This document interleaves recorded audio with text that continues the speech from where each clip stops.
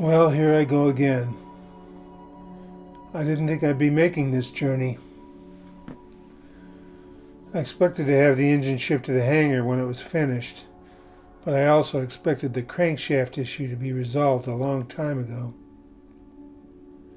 The powers that be have yet to put a solution in place. They have toyed with their victims, saying one thing, then another, sometimes saying the same thing over and over, until it became meaningless. The words became noises with long silences in between. And nothing was ever achieved. Some victims despaired. Others took matters into their own hands. I eventually chose to follow their lead. I couldn't wait any longer. Final assembly of my aircraft was mostly complete. I had received my transition training. I am now a qualified RV-8 pilot. There had been more setbacks, and they were overcome. Systems testing had begun. Winter was fast approaching. Then, suddenly, a devastating loss in our local aviation community served as a reminder that our time in this life is finite and precious. It should not be wasted by waiting for others to act when it became evident that they may have no real intention of acting in good faith. So I made the commitment to purchase a new crankshaft. I didn't know how I would afford it, and the prospect of ever being reimbursed for this additional expense seemed a faint hope. But it was the only path available, the only path forward, so I took it. With the decision made, my rebuild was back on the fast track. Barrett would have it reassembled and tested in just 2 weeks. Now I had to decide whether to have the engine delivered or pick it up myself. Both options were tempting. Delivery would have been just a little cheaper, but there wasn't much I can do in the meantime. The recent personal loss had taken the wind out of my sails. I needed a road trip. I would have a good weather window for making the journey. The Explorer was serviced and ready for more exploring, and if I timed it right, I could pull off the entire round trip in just 2 days. So here I go again on my own.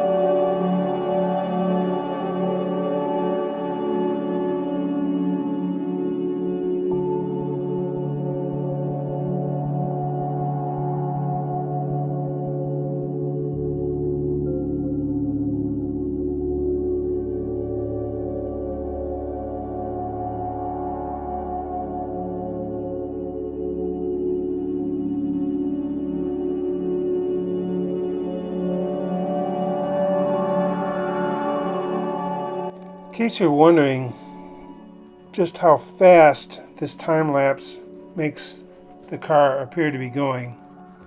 Let me see if I calculated this correctly. This was recorded at a time-lapse frame rate of 1 frame every second. It is displayed at a rate of 30 frames per second, which should mean that every minute of real time is captured in 2 seconds of time-lapse. So you multiply that by 60 and you get 1 hour of real time is captured in 2 minutes of time-lapse. Now say my average speed is 75 miles an hour.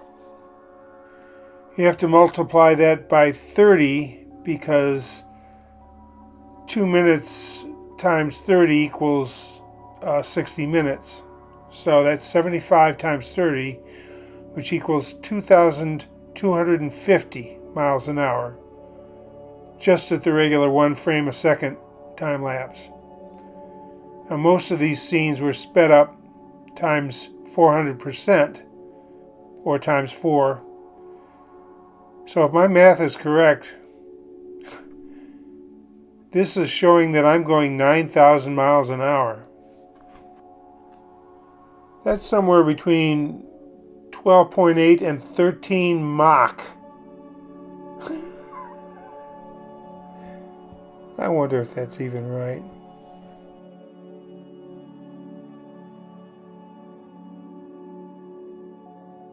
I double checked.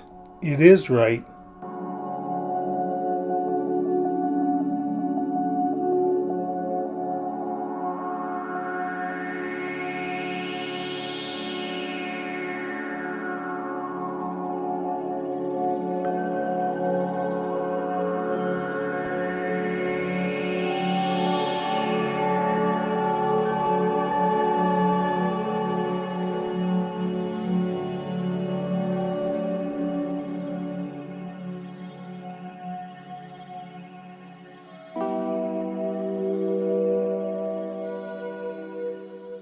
Upon my arrival, I went inside to greet the gang, use the restroom, and take photos of my engine, which was preserved, packed, and ready to go.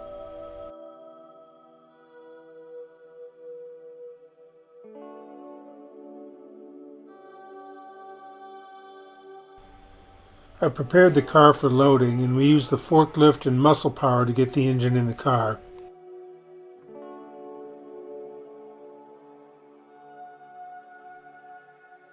I secured the engine with straps before going inside and going over the paperwork with Rhonda.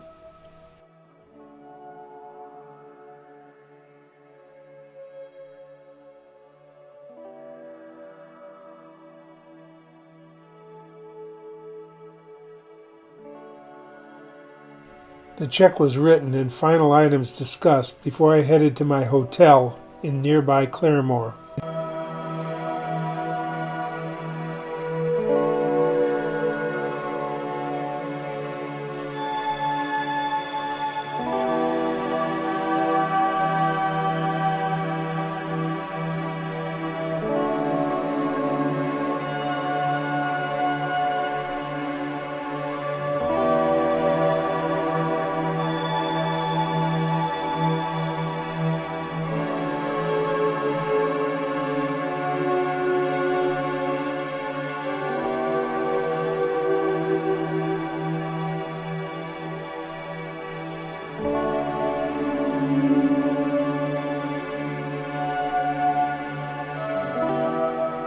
I got set up in the Hampton Inn and walked over to the Rib Crib for an early dinner. The place gave the impression of being just an average franchise restaurant, but they served me the best St. Louis dry rub ribs I've had in a long time. Went back to the room to enjoy the sunset views and a beautiful moonrise.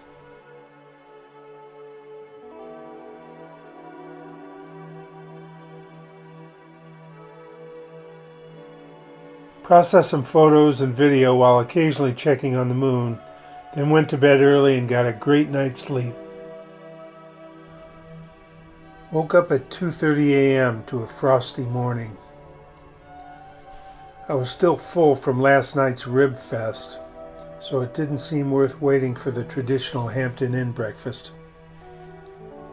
Getting on the road early would mean getting home early. That sounded good. Packed up, got going. I expected to be sore from the long drive yesterday, but I was in full road mode. The morning drive went by easily.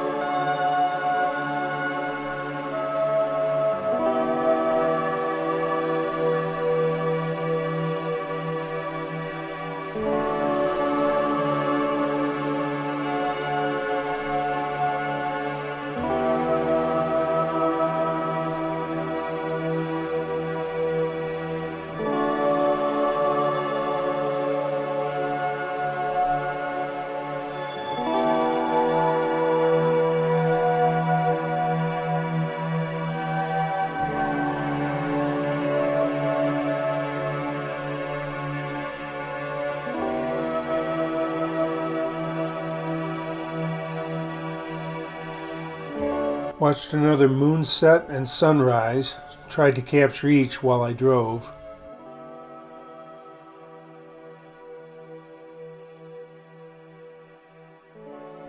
It was something to do as the miles went by.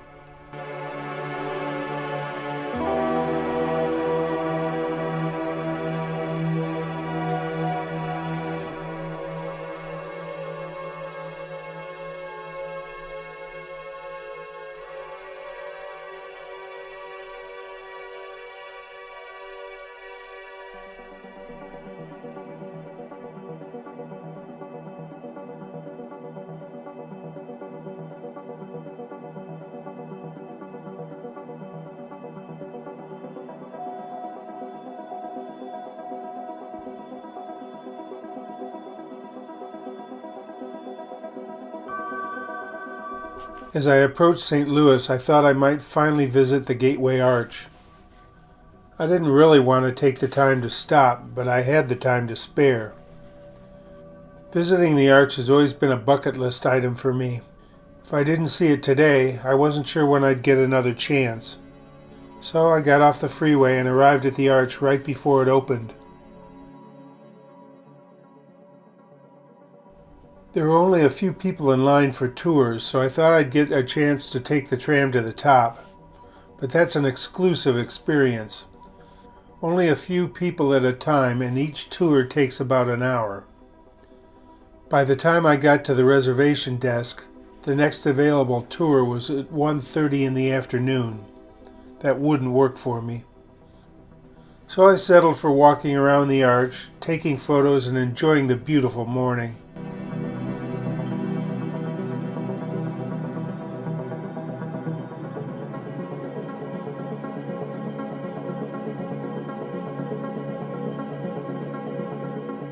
Seeing the arch from a distance doesn't prepare you for the enormity of the structure when you get up close.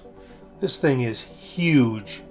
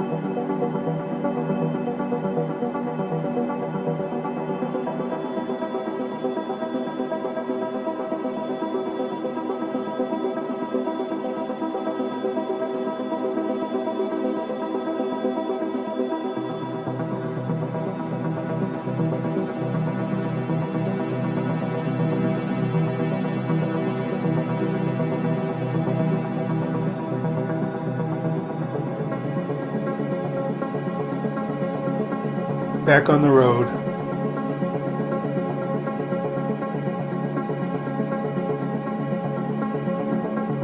Two things I always look forward to on road trips: podcasts and playlists. The mornings usually start with my friends at the Bob and Tom Show. These 2 mornings were no different. Yesterday's playlists were a few of my favorites for the road: Stephen Bennett, Callum Graham, Van Larkins, and Seth Lakeman. This morning I thought I'd dust off my old DJ Bull recordings. It had been a long time since I listened to them. I had forgotten how funny some of the bits were and how great the songs were. They inspired me to listen to my Mahavishnu Orchestra playlist. I finished up the trip listening to Marco Miniman. There is so much more great music to hear in my collection. So many miles, so little time.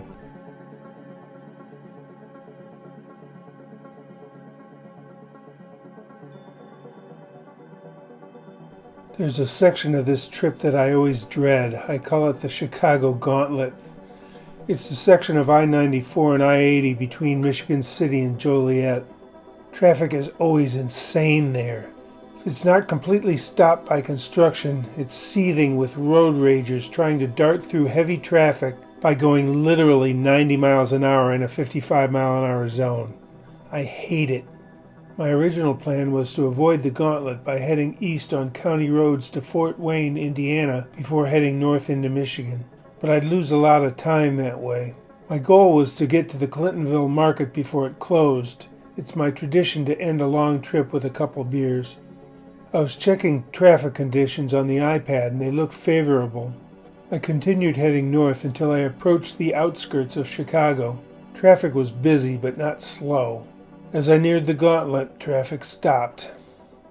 I wasn't in the mood to fight this battle again, so I got off the freeway and meandered east through South Chicago suburbs that I'd never seen before. I didn't mind slowing down and enjoying it.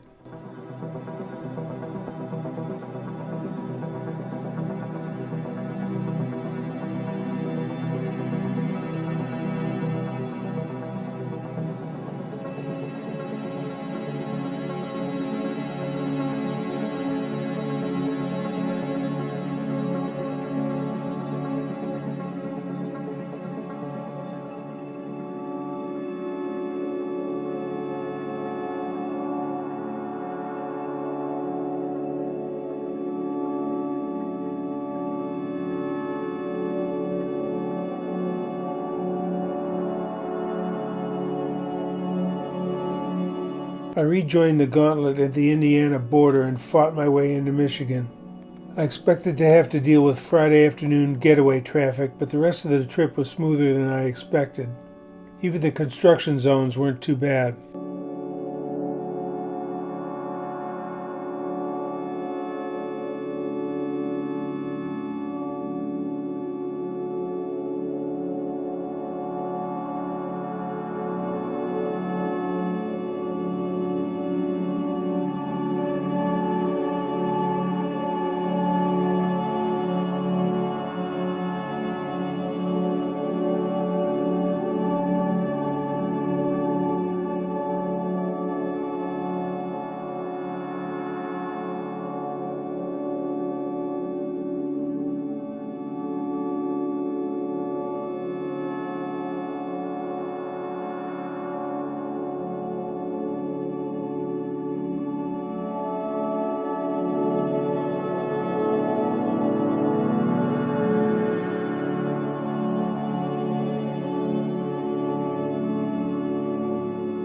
There's a beautiful sunset this evening, but it was behind me as I headed east, so I didn't see much of it.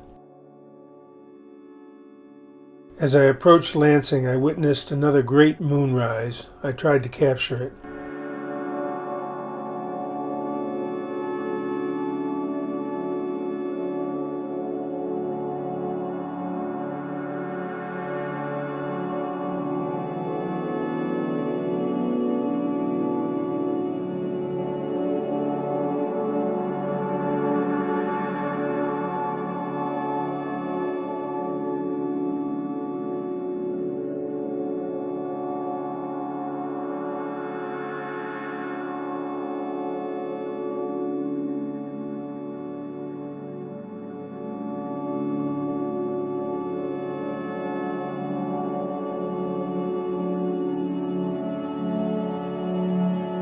Home at last.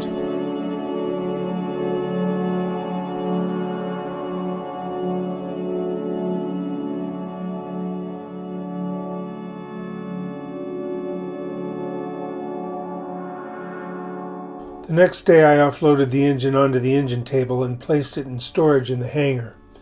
Cold storage. My fingers were numb in minutes, but the engine is home again.